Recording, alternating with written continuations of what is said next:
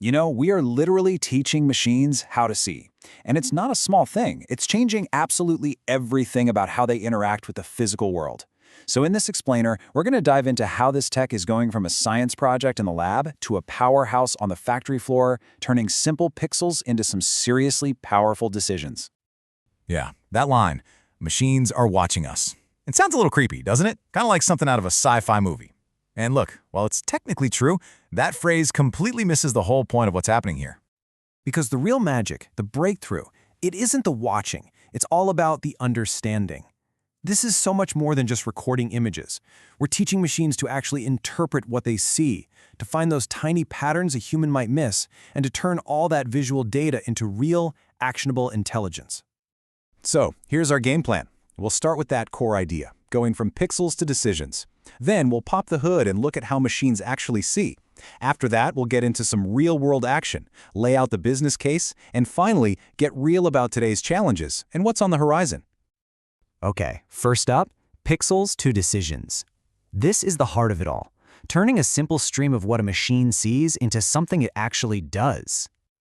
Let's make this super clear. Just imagine a production line, things flying by at an insane speed. In the old days, you'd have people trying to spot tiny flaws in a blur of motion. It's a total nightmare, a real needle in a haystack problem. But now, you bring in a computer vision system, and the game totally changes. The AI doesn't just spot flaws you'd never see, it traces that flaw back to the exact machine that's causing it. And that is the key. People's jobs change from just reacting and hunting for problems to actually preventing them from ever happening. That's a huge shift. Okay, so that's a pretty powerful result, right? But how in the world is that even possible? Let's get into the mechanics and see what's driving this whole thing. So the tech is called computer vision, or CV for short, and its goal is simple but massive. Give machines the ability to see and make sense of the visual world, just like we do. And the secret sauce that makes it all work today isn't some old-school programming, it's an engine called deep learning. And you've really got to understand the difference here, because it's night and day. Traditional vision systems were so fragile. You literally had to hand code every single rule, like look for this exact edge with this specific color. If the lighting changed just a little bit, or a new product came along, the whole system would just break. AI vision is a completely different animal. It's not programmed. It actually learns by seeing thousands of examples, figuring out on its own what a defect looks like. That's why it can handle all the messiness of the real world. It all happens in this pretty straightforward four-stage process. First is acquisition. You just got to get a good, clean picture. Then comes processing, which is kind of like the cleanup crew, getting rid of noise and getting the image ready for the AI. The magic really starts with extraction, where the AI figures out the important stuff, the key edges, textures, and patterns. And finally, you have recognition. That's the verdict, where the system makes a final call. Yep, that's a defect. All right, enough of the how. Let's get to the what. What can this technology actually do for businesses right now out in the wild? You can think of these as the basic superpowers of computer vision. It can answer which specific thing is this? That's identification. Or what kind of thing is this? That's classification. It can track where is it going. It can read text on a label with OCR. And, this one's my favorite, it can answer the question, does this look weird? That's anomaly detection, and it's incredibly powerful. And this is where it all comes together. You take those core superpowers and you apply them. In manufacturing, anomaly detection is busy finding defects. In a retail store, object classification is making sure the shelves are stocked right. In logistics, you're using identification and OCR to track a specific pallet without anyone lifting a finger. See? The same building blocks create these totally different, super powerful solutions. Okay, the tech is cool, for sure. But let's get down to brass tacks. Does it actually make sense for a business?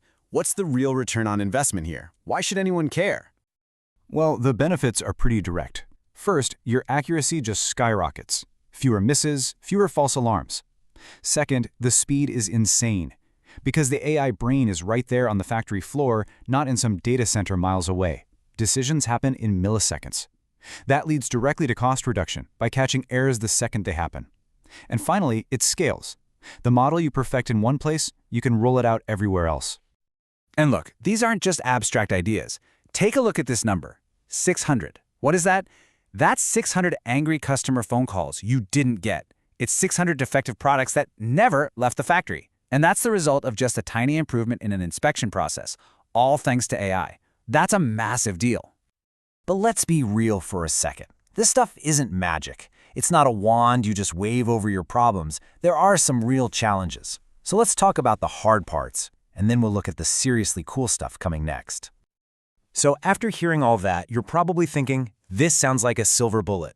Well, not so fast, because these amazing AI models have one major Achilles heel: the data they learn from. What happens when the real world gets messy? And that brings us to the two biggest hurdles. First, data. You've heard garbage in, garbage out, right?